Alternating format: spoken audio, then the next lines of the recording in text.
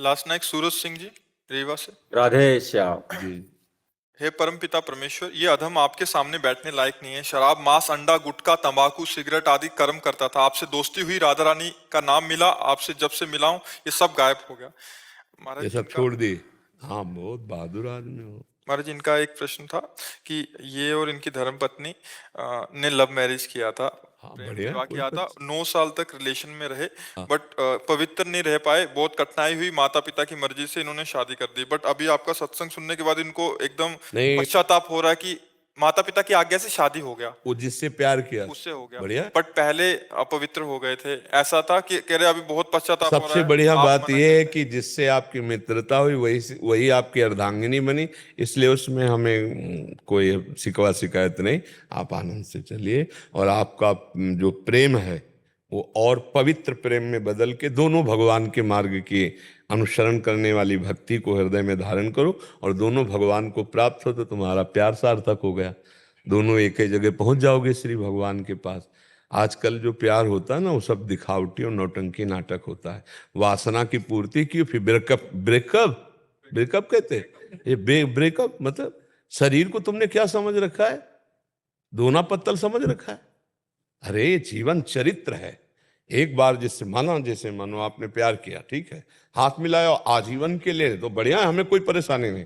हमें और कोई पक्ष नहीं देखना, तुम कहाँ के हो तुम कहाँ के, नहीं देख। दोनों ने प्यार किया, ठीक है, दोनों ने शरीर भाव किया, ठीक है, आजीवन उसका निर्वाह करो, अब तीसरे को मत छूना।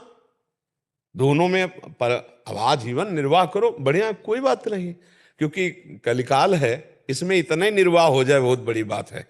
अब ये तो नहीं है कि थोड़े दिन हमारा मनोरंजन, वो आजकल जो चला क्या लिव इन रिलेशन, बोले अब हमारी नहीं बनी। अरे ऐसी तैसी तुम्हारी बनी नहीं, तुमने शरीर को खिलवाड़ समझ रखा है।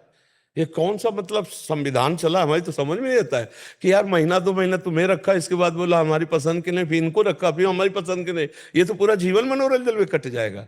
और उसकी हालत क्या हुई जिसको तुमने कह दिया पसंद नहीं, तो मतलब ये क्या रह गया, उसका जीवन क्या रह गया, तुम्हारा जीवन क्या? क्यों लिव इन रिलेशन का मतलब यही तो है ना, हमें जैसा बताया गया, हमें तो पता नहीं। अंग्रेजों का चाल चलन। अंग्रेजों का चाल चलन। कल वही तो एक आए थे, वो कह रहे थे भारत को विश्व गुरु बनाना है। वो कह रहे थे तो भारत को विश्व गुरु बनाना है, ऐसे भारत विश्व गुरु बन जाएगा?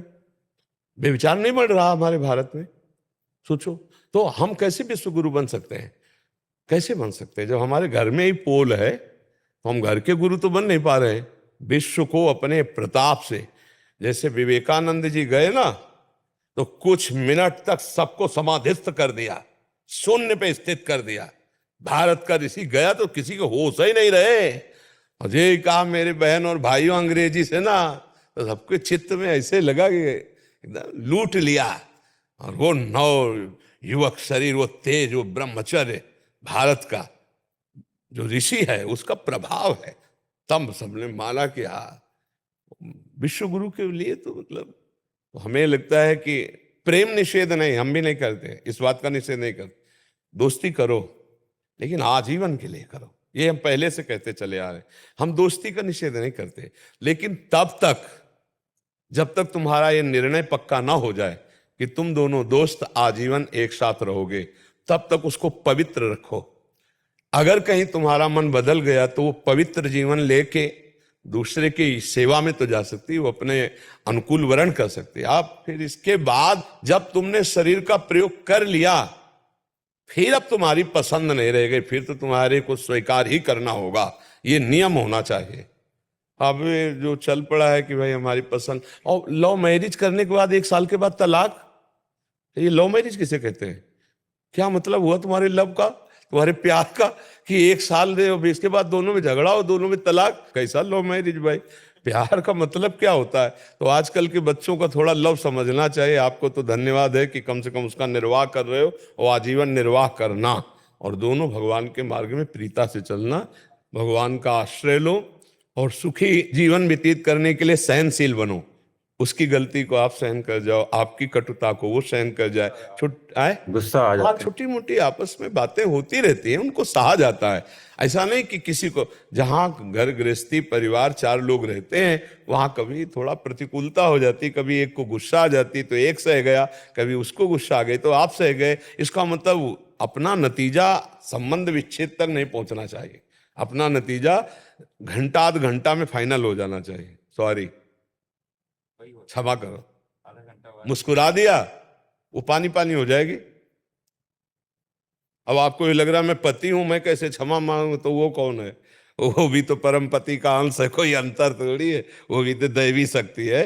जब आपसे गलती हो गई तो आप राधे श्याम, उनसे गलती हुई तो आप, तो बढ़िया प्यार में जिंदगी। और गलती क्या है, थोड़ी थोड़ी मन की प्रतिकूलता को तो सहना चाहिए एक दूसरे से, और नाम जप करो, बढ़िया चलो। सच्चे वीर यही हो कि अपने अंदर के विकारों को मिटा दें, हैं? जैसे काफी बातें आप बताए कि हमने छोड़ दी, अब अंदर की और बातें जो अध्यात्म में विघ्न डालने वाली, धीरे धीरे उनको समझते हुए त्याग करते हुए भगवान की प्रसन्नता ही, भगवान का साक्षात्कार ही मानव जीवन की पूर्णता है। यही पूर्णता है। राधा राधा नाम जपता आपका बस हाँ, बस इसी से सब हो जाएगा, अब देख लेना।